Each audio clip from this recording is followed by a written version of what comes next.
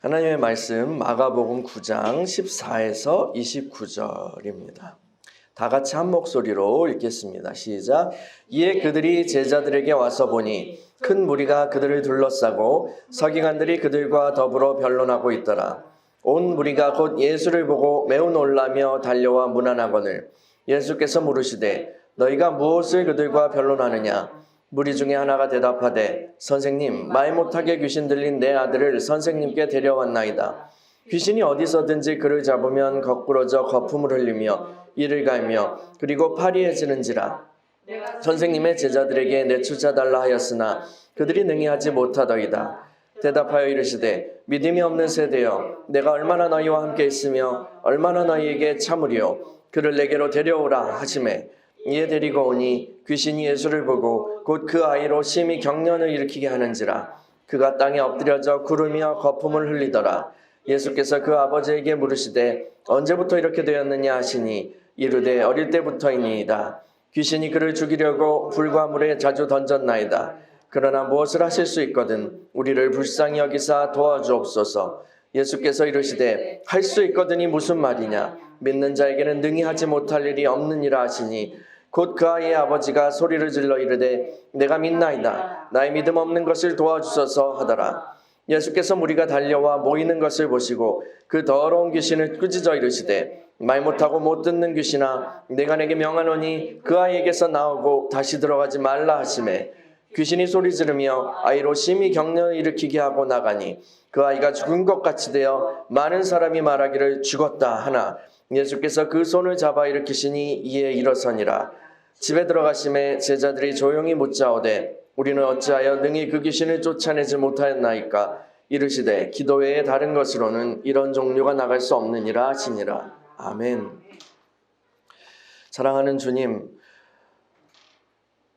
오늘도 주님의 말씀 앞에 섭니다. 주의 음성 들려주시고 주의 생기로 우리를 채워주시며 주님의 말씀으로 우리를 빚어주시옵소서. 갈 길을 인도하여 주시고 빛을 비춰주시고 주님의 불로 충만하게 하여 주옵소서. 주님을 찬양합니다. 말씀을 전하는 종을 긍휼히 여겨주시며 하나님의 능력으로 채워주시옵소서. 예수님의 이름으로 기도합니다. 아멘.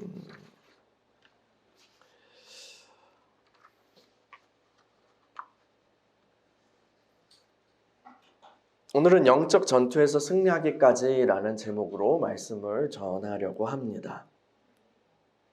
베드로, 야고보, 요한은 방금 엄청나게 황홀한 체험을 했습니다. 산 위에서 모세와 엘리야를 보았을 뿐 아니라 주님의 영광스러운 모습을 목격했기 때문입니다. 천국의 임재를, 천국의 영광을 경험한 거죠. 그들은 그 황홀함 가운데 계속 거하고 싶었어요. 너무 좋으니까요. 그래서 주님께 우리 내려가지 말고 여기 초막을 지어서 여기서 계속 삽시다 라고 말할 정도였습니다. 그러나 주님은 제자들을 데리고 다시 사람들이 사는 마을로 내려가시죠. 땅으로 내려가자마자 그들 앞에 갈등 상황이 펼쳐집니다. 한 아버지가 귀신 들린 아들을 치료받고 싶어서 예수님을 찾아온 것입니다. 그런데 예수님이 산에 올라가셔서 안 계신 동안 제자들이 그 귀신을 쫓아내 보려고 했지만 할 수 없었습니다. 그래요. 이것은 우리가 매번 경험하는 것입니다. 우리가 주일에 예배를 드리고 은혜를 받죠. 그런데 집에 돌아가서 우리를 기다리는 것은 갈등과 문제가 있는 현장입니다. 우리는 어떻게든 그 전쟁 같은 그 현장에서 싸워보려고 하지만 쉽지 않습니다. 오히려 우리가 그 싸움에서 밀리는 것 같을 때가 더 많죠. 우리를 압박하는 환경은 우리를 조롱하는 것 같습니다. 여러분, 우리가 마주하는 그런 현장, 현실의 괴로움들이 있어요. 그리고 그것을 극복하기 위한 영적인 싸움이 있죠. 그렇습니다. 오늘 본문의 이야기는 그 전투에서, 그 싸움에서 벌어지는 여러 가지 일들과 마침내 승리하기까지의 과정을 보여주고 있습니다. 오늘 저는 그 전투의 과정에서 우리가 어떠한 것들을 염두에 할지, 그 교훈들을 함께 나누려고 합니다. 첫 번째로, 반대 현상이 나타날 때에 당황하지 맙시다. 성경의 이야기로 돌아가 볼까요? 예수님께서는 이제 그 상황 설명을 들으시고 나서 제자들에게 화를 내십니다. 지난주에도 화를 내셨는데 우리 제자들에게 화를 냈어요. 이 믿음이 없는 세대야, 내가 얼마나 너희와 함께 있으며 얼마나 너희에게 참으리요, 그를 내게로 데려오라. 제자들은 귀신 들린 그 아이를 예수님 앞에 데리고 왔습니다. 예수님 앞에 아이가 딱 서자마자 그 안에 있던 귀신이 예수님을 알아보고 반응합니다. 막 아이가 경련을 일으키고 땅에 엎드려져서 몸부림치기 시작하는 거예요. 입에서는 거품이 흘러나옵니다. 여러분이 만약 귀신을 쫓아내 달라고 부탁을 받았는데 여러분 눈앞에서 그 사람이 막 발작을 일으키면 어떤 마음이 드실 것 같아요? 여러분 막 거기서 저기 기도 많이 하는 권사님이 계신데 가보자. 귀신을 쫓아내 주실 거야. 저기 송집사라고 있는데 저기 가서 예수님의 이름으로 귀신을 쫓아내달라고 하자 해서 데리고 왔어요. 근데 데리고 딱 오자마자 그 애기가 막 뒹굴고 막 거품 뽑고, 그러면 여러분 마음이 어떨 것 같아요? 경험이 많은 그런 사람이라면 그렇구나 라고 하겠지만, 경험이 많지 않은 그런 사람들은 굉장히 놀라고 당황할 것입니다. 그렇죠? 이러다가 나 뉴스에 나오는 거 아니야? 이 사람 잘못되면 어떡하지? 두려워질 거예요.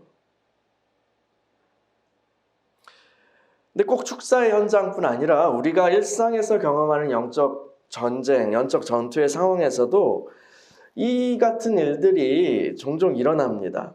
어떤 식이냐면, 우리가 어떤 문제를 가지고 기도를 시작해요.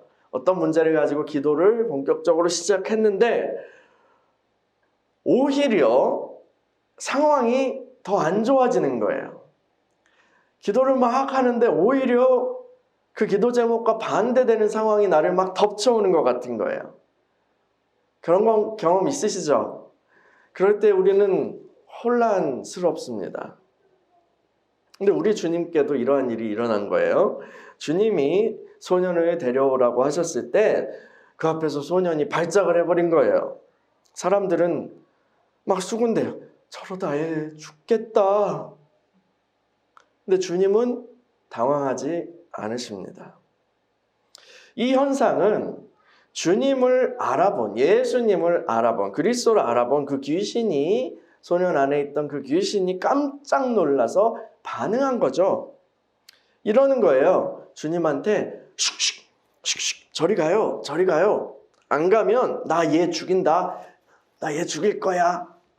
빨리 가, 빨리 가요. 하지 마요, 하지 마. 이렇게 위협하는 거예요.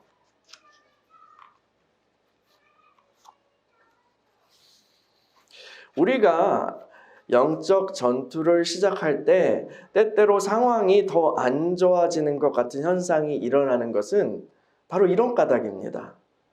그 문제와 관련된 영들 혹은 귀신들이 깜짝 놀라서 당황해서 반응이 일어나는 거예요.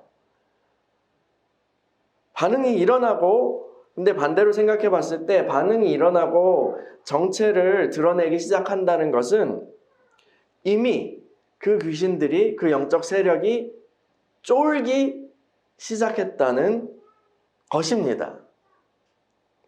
그러므로 여러분, 이런 일을 겪었을 때는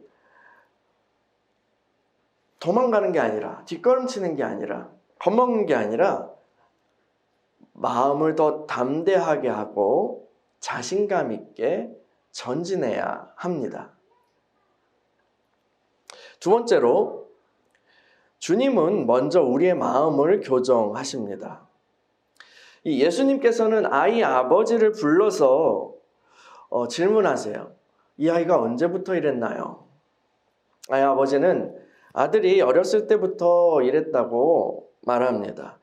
굉장히 어렸을 때부터, 아마도 어떤 엄마 뱃속에서부터나 아니면 그 아주 초기에 그렇게 타고 들어온 귀신으로 보입니다. 귀신이 아이가 성장하는 동안 이런 발작을 일으킬 뿐 아니라 자주 죽이려고 불에도 뛰어들게 하고 물에도 뛰어들게 해서 그래서 곤욕을 치렀다라는 그런 이야기를 합니다. 그래도 아이가 죽지 않고 살아남은 거 보면 대단해요. 그렇죠? 이 아이의 아빠는요, 사정을 이렇게 이야기하다가 말해요. 예수님, 무엇을 하실 수 있거든, 당신이 무엇을 하실 수 있거든 저희를 좀 불쌍히 여겨주셔서 도와주세요.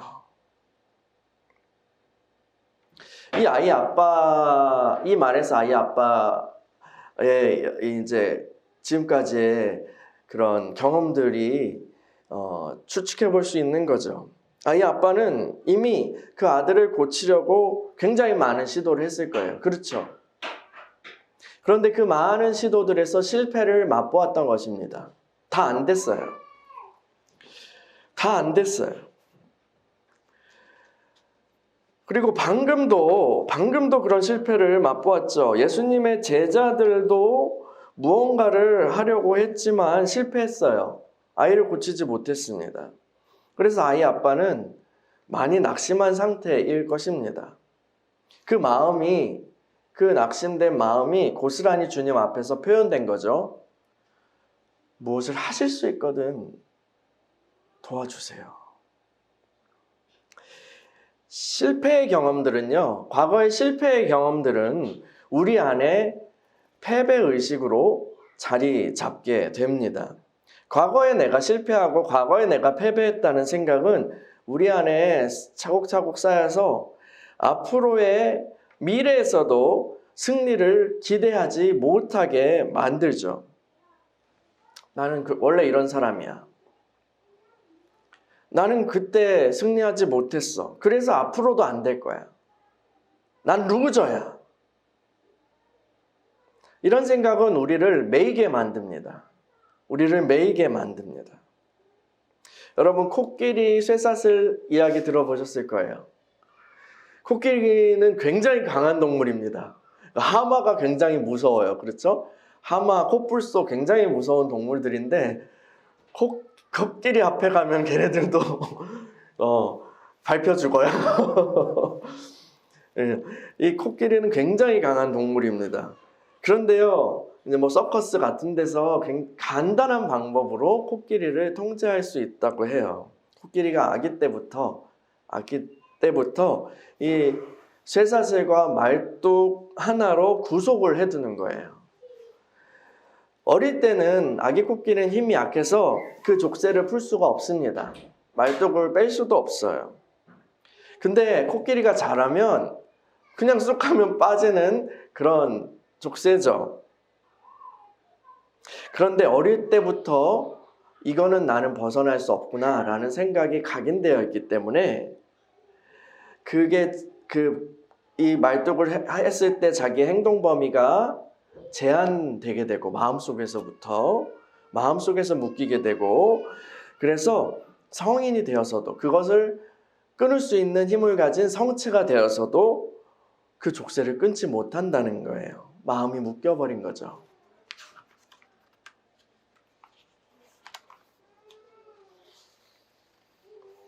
아이 아빠는요, 예전에 그 아이를 고치는데 실패했습니다. 계속 실패했죠. 방금도 안 됐어요. 그런데요, 지금은 다릅니다. 지금은 달라요. 예수님께서 그 앞에 계시기 때문이죠. 예수님이 아이 앞에 계시기 때문입니다. 이것은 어마어마한 차이입니다.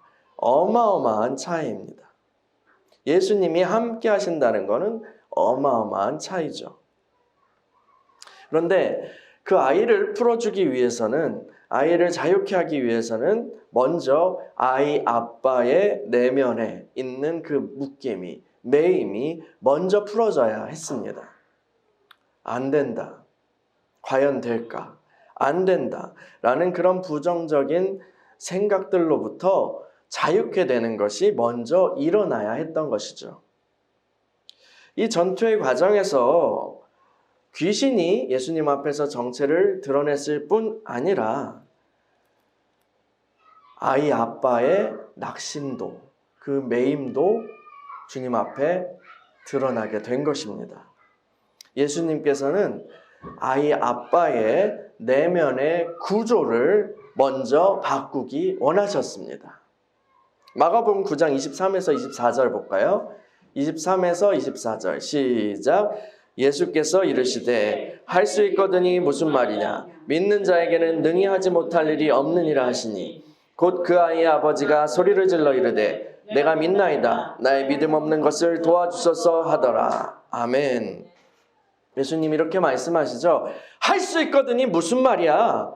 믿는 자에게는 능치 못할 일이 없다.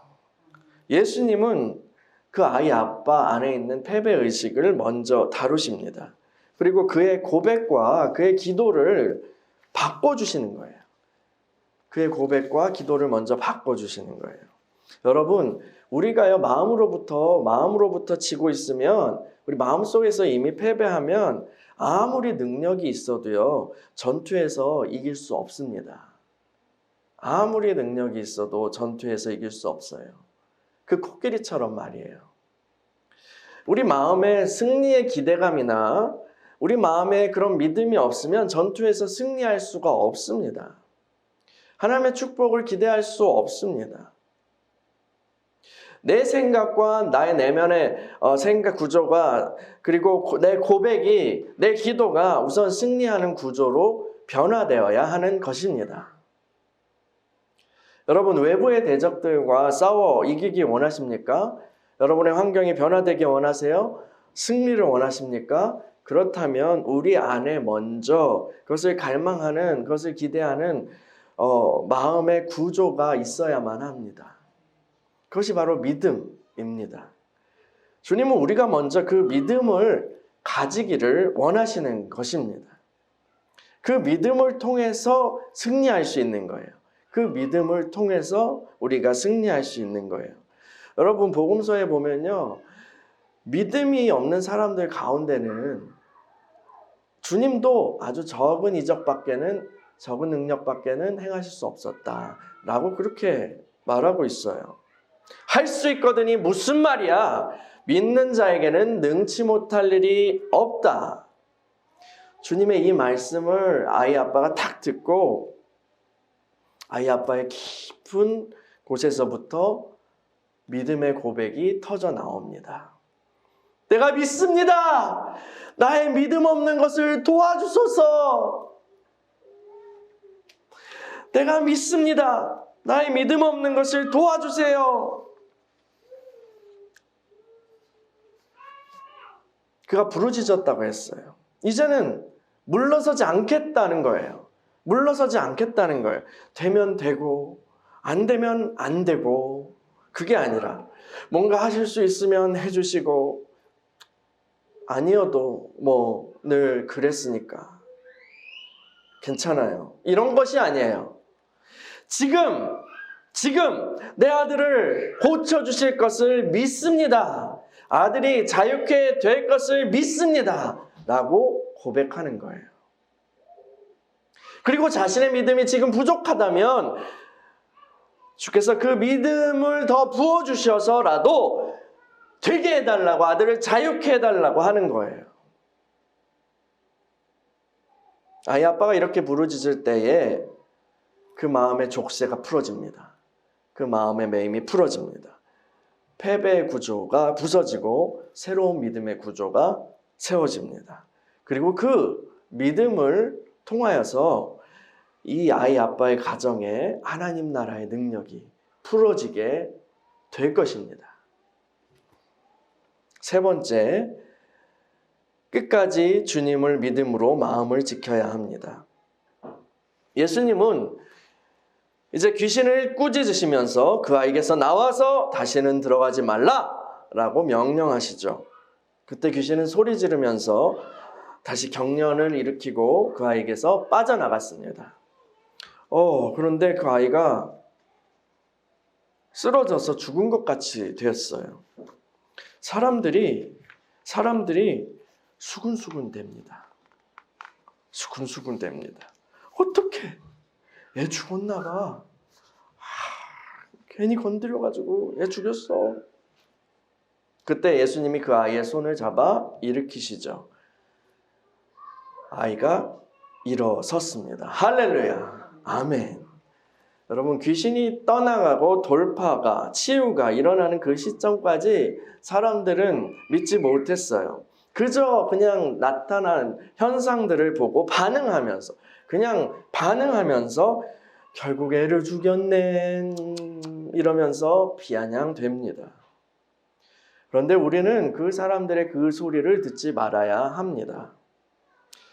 믿음 없는 그 소리를 듣지 말아야 합니다. 이 전투를 치르는 동안 우리 예수님의 그 그리스도의 마음은, 주님의 마음은 한결같았어요. 한결같이 유지되셨어요. 주님의 마음은 아이가 이렇게 하고 저렇게 하고 하는 그런 상태에 따라서 요동치지 않으셨습니다. 주위에서 수군수군 되는 소리에 마음이 흔들리지도 않으셨어요. 여러분, 영적 전투의 상황에서 우리도 이렇게 우리의 마음을 지켜야 합니다. 이 아이 아빠는요, 끝까지 믿음을 지켰어요. 아이가 기절했을 때에 예수님의 멱살을 막 붙잡으면서 아이를 어떻게 한 거야? 라고 그렇게 소리치지 않았습니다. 주님이 그 아이를 일으키실 때 모든 상황은 종료됐죠. 승리한 거예요. 승리한 거예요. 여러분, 마지막까지 마음의 평안을 지키는 것이 중요합니다. 마지막까지 마음의 평안을 지키는 것이 중요합니다. 상황이 아니라 주님을 바라봄으로써 우리의 마음의 평안을 지킬 수 있어요. 영적 전투를 할 때 우리는 상황의 변화에, 상황은 이렇게 엎치락뒤치락 하죠. 거기에 그냥 우리의 감정대로, 우리의 감각대로 그냥 그렇게 반응하는 것이 아니라 울었다 화가 났다가 내 마음 날씨 이 노래 아세요? 내 마음 날씨라는 애들이 좋아하는 노래인데, 그냥 그 환경에 계속 내 감정으로 반응하고 거기에 따라서 내가 막 올라갔다 내려갔다 하고 그러는 게 아니라 주님께 시선을 고정하자고요. 평강의 주님께 우리의 시선을 고정해야 합니다. 사도는 이렇게 말했어요. 로마서 16장 20절에서 평강의 하나님께서 속히 사단을 너희 발 아래에서 상하게 하시리라. 아멘. 이 평강의 주님을 바라보고 그분께 시선을 고정하는 것이 중요합니다. 시작된 믿음의 불꽃을 꺼트리지 않고 끝까지 지키는 것이 중요합니다.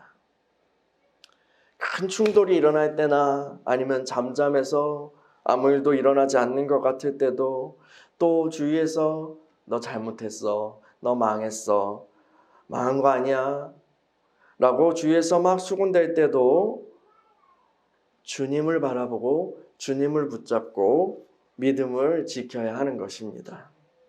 그 믿음이 통로예요. 그 믿음을 통하여서 능력의 주님이 역사하시고 우리가 전투에서 승리하게 되는 것입니다. 아멘. 네 번째요. 주님이 요구하시는 기도의 분량을 채워야 합니다. 여러분, 이 사건 이후에 주님이 이제 제자들과 함께 주님이 집에 들어가십니다. 근데 제자들이 주님께 묻습니다. 선생님, 우리는 왜 그때 그 귀신을 쫓아내지 못한 거죠? 주님이 대답하십니다. 기도 외에 다른 것으로는 이런 종류가 나갈 수 없다. 기도 외에 다른 것으로는 이런 종류가 나갈 수 없다. 이 제자들은요, 영적 전투에서 승리하기 위해서는 일정 분량의 기도가 필요하다는 것을 몰랐습니다. 우리가요, 날마다 기도하죠. 마음으로 기도하고 또 산책하면서도 기도하고 식사 기도도 하고 그렇게 그 생활 속에서 기도합니다. 그런데 특별히 어떤 주제들, 어떤 문제들을 돌파하기 위해서는 일정한 기도의 분량이 채워져야 하는 것입니다. 그 분량을 채워야만 돌파가 일어나고 승리가 일어나는 것입니다. 여러분, 아람 왕의 군대 장관 나아만의 이야기를 기억하시죠? 그가 피부병을 치료받기 위해서 선지자 엘리사를 찾아갔어요. 엘리사는 요단강에서 7번 몸을 씻으면 치유될 것입니다 라고 말합니다. 근데 나아만이 거기 가서 6번만 씻었다면 혹은 3번만 씻다가 돌아갔다면 치유됐을까요? 그렇지 않죠. 7번 씻어야 병이 낫게 되는 거예요. 그 병은 7번 몸을 담궈야만 치유되는 거예요. 여호수아가 여리고성 정복한 때도 마찬가지예요. 6일 동안 여리고성 주위를 돌아도 아무 일도 일어나지 않았어요. 아무 일도 일어나지 않았어요. 근데 7번째 날 7번을 돌고 나팔을 불고 함성을 막 지르니까 어떻게 됐죠? 여리고 성벽이 무너져 내렸습니다.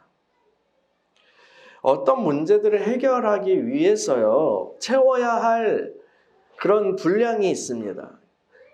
어떤 전투에서 승리하기 위해서 필요한 그런 영적 힘이 있어요. 견적이 나온다는 거죠. 그것은 어떤 일정한 기도의 분량을 우리가 채움으로써 구비되는 것입니다. 그래서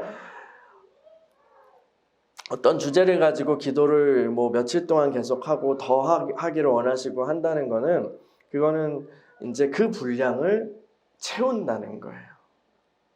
그 작업의 분량을 채운다는 거죠. 그건 우리에게 필요한 영적 힘일 수도 있고 또 어떤 영적인 작업을 이루는 걸 수도 있고 아까 말씀드린 우리의 믿음을 치유받고 그 구비되는 과정일 수도 있고 하는 거예요. 그런 것들이 다 이제 준비가 되는 그런 기간, 그 분량이 있다는 거죠. 그런 게 있다는 거예요.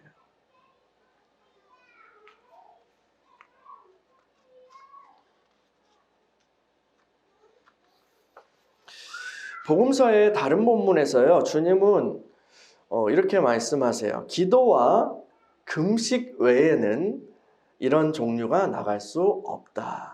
기도와 금식 외에는 이런 종류가 나갈 수 없다라고 말씀하세요. 금식은 기도의 분량을, 방금 말씀드린 기도의 분량을 채우는 강력한 방법 중에 하나입니다. 기도의 분량을 채우는 강력한 방법은 금식 외에도 있어요. 금식 외에도 철야 기도도 있습니다. 철야하시는 분들도 있어요. 잠을 안 자는 거예요. 철야 기도는 밤에 기도하고 낮에 자고 이게 아니라 거의 똑같이 생활하면서 기도하는 거예요. 그러니까 중간중간 쪽잠 이런 거는 할 수 좋을 수는 있겠지만 낮에 8시간 자고 이렇게 하는 거는 철야 기도가 아니에요. 아예 잠을 포기하고 하는 거예요. 또 금식, 철야, 그리고 작정 기도가 있습니다. 작정 기도요. 근데 금식이나 철야는요, 몸에 부담이 엄청 갑니다. 어르신들은 하시면 안 됩니다. 웬만하면요. 유명한 그 분당의 그 목사님, 아버님 목사님이셨는데 그분은 금식 하시다가 돌아가셨다고. 그렇게 해요. 금식은 목숨을 걸고 하는 거죠. 철야도 마찬가지예요. 철야도요. 저 감리교 쪽에 어떤 그 개척 목사님 한 분은 너무 열심히 그렇게 개척 사역을 하시고 막 철야도 하고 그러다가 결국 돌아가셨어요. 젊은 나이에 철야하다가. 금식과 철야는 몸에 굉장히 부담이 많이 가는 그런 방법입니다. 20대 이럴 때 하시는 게 좋고 어르신들은 안 하시는 게 좋죠. 그래서 저는요, 몸이 그렇게 강건하지 못하기 때문에 저는 작정기도를 좋아합니다. 작정기도요.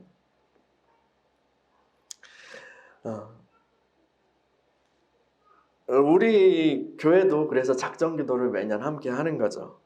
우리도 금식으로 가볼까? 여러분, 우리 40일 기도 또 하고 있잖아요. 40일 기도의 여정도 막바지에 다다르고 있습니다. 근데 40일 기도 하는 동안 뭐 기도 중에도 또 생활 중에도 여러 가지 일들이 일어났죠.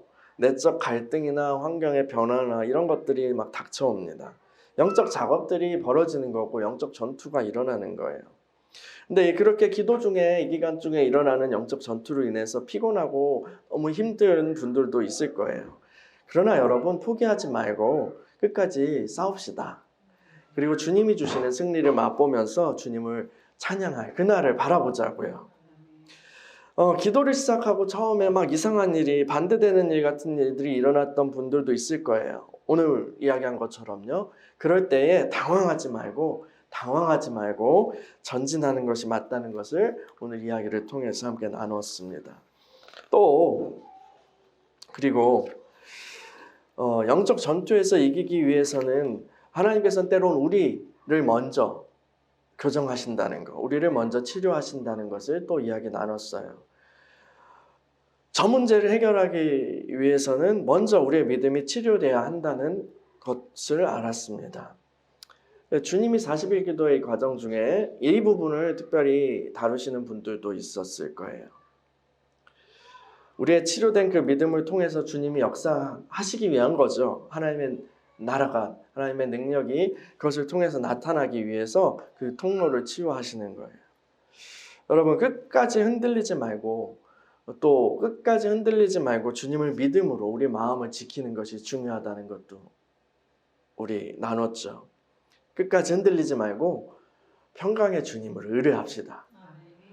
고지가 저 앞이에요. 포기하지 말고 더욱 힘내서 마지막까지 우리 다름질합시다.